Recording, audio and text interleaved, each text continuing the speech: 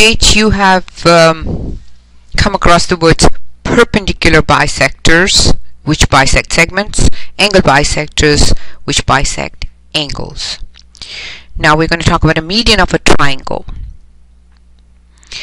This is the segment that connects a vertex. So let's look at this vertex here at the top to the opposite midpoint. Here the midpoint is given, but just a review, a midpoint can be created by constructing a perpendicular bisector.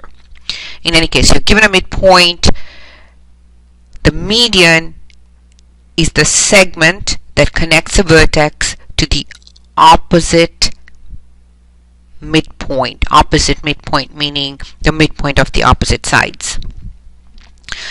The three medians of a triangle meet at a point that is called the centroid. So over here, point P is the centroid. It's also called the balancing point of a triangle, because if you were to take a pen or you were to take a pencil and balance the triangle on that point, it would stay horizontal. What's special about the medians is the way they intersect and how the median gets divided. It gets divided into a long part. The long part goes from the vertex to the centroid, and a short part. The short part goes from the centroid to the opposite side. The long part is 2/3 of the whole median. So for example, if you're given that BF is equal to 15, and this is a given, then the long part, which is BP, is 2/3 of 15, which is 10. The short part, PF, is 1/3 of 15, so this is 5. Note the relationship between the long part and the short part. So here we look at that BP is 10 and PF is 5, and together they add up to 15.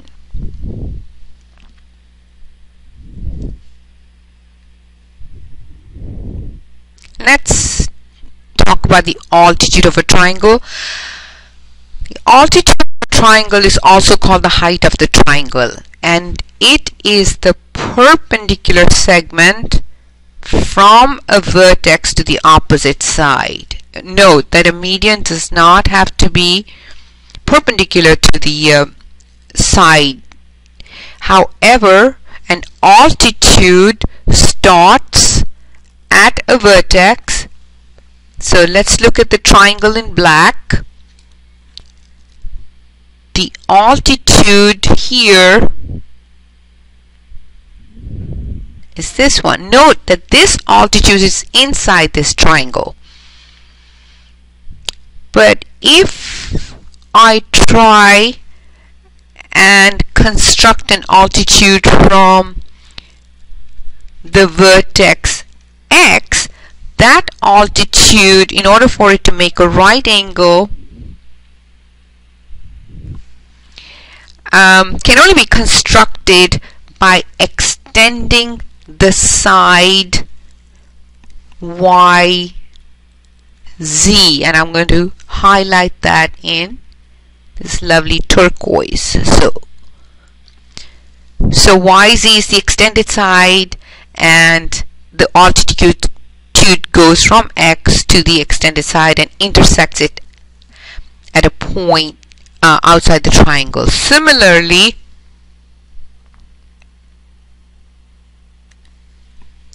if you look at point Y, the altitude from Y that's the extended side xz outside the triangle. The lines containing the altitudes of a triangle are concurrent, and the point of concurrency has a name, and the point of concurrency is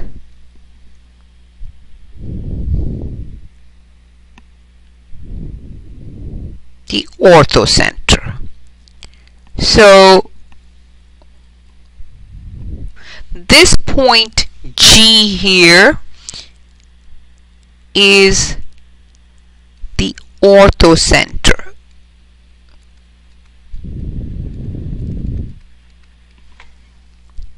So the point of intersection of medians is a centroid. The point of intersection of the altitudes is the orthocenter. The medians of a triangle will always intersect inside the triangle. The altitudes, however, do not have to intersect inside. If you look at the triangle XYZ, the orthocenter is outside the triangle.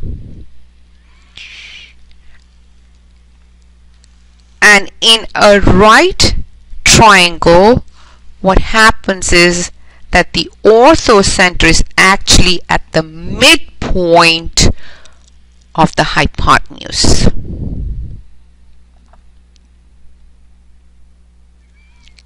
Okay, let's look at this problem. Point D is the centroid of triangle ABC. So the first thing you're going to do is mark your congruent sides. Centroid means that BF, CG, and AE are medians. Therefore, D is the centroid. It's the point of intersection of medians. And what's special about medians is the relationship between the two parts of the median. We need to find N. We are given GD. We are given GD. And we are given GC. So GD is the short part and GC is the whole median. So let's ask yourself, what is the connection between GD and DC? Meaning, what equation can you come up with? Is GD 1/3 of GC or is GD 2/3 of GC?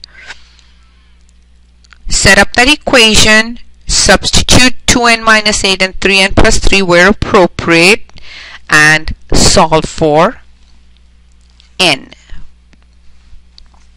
The answer